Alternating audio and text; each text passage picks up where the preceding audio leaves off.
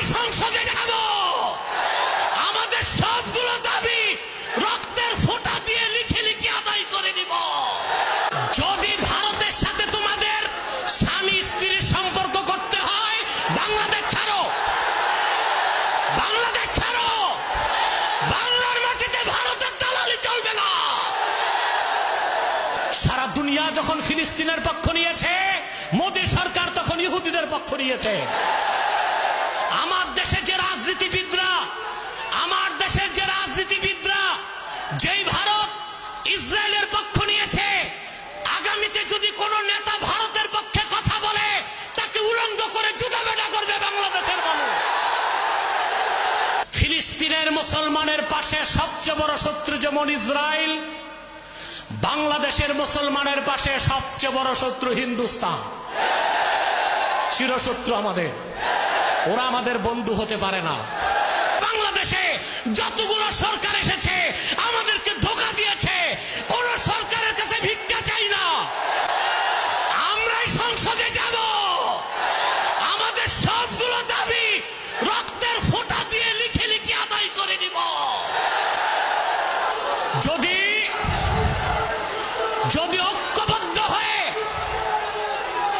যদি ঐক্যবদ্ধ হয়ে আল্লাহর কোরআনপন্থীদেরকে রাষ্ট্র ক্ষমতায় নিতে না পারেন, মার শুধু খাইবেন। কখনো জাতীয়তাবাদীদের কাছে মার খাবেন, কখনো ধর্মনিরপেক্ষতাবাদীদের কাছে মার খাবেন। 3 লাখ মসজিদ আছে, 6 লাখ মাদ্রাসা আছে, পীরের তো অভাব নাই। শুনছি বাংলাদেশে সরকার জরিপ করে দেখছে 1,98,000 পীর আছে।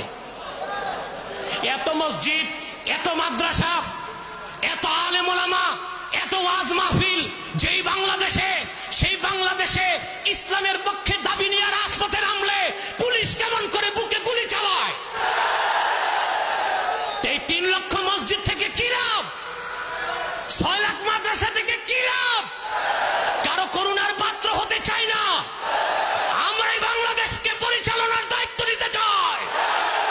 মাসলাক যার যার, দ্বীন ইসলাম সবার, এই সূত্র ঐক্যবদ্ধ হয়ে বাংলাদেশে ইসলামের সুমহান স্বার্থ রক্ষায় মুসলমানদের দাবিগুলো 50 বছর হয় এই দেশের কোন সরকার আদায় করে নাই।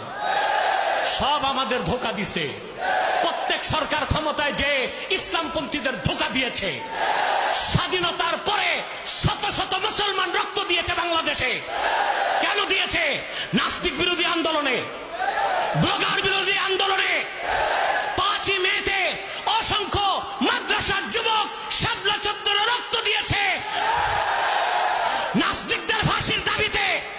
আজ পর্যন্ত ব্লাসফেমি আইন বাংলাদেশে করা হয় নাই কেন? কাদিয়ানীদের মুসলিম ঘোষণার দাবিতে 70 বছর যাবত আন্দোলন চলছে বাংলাদেশে। যতগুলো সরকার এসেছে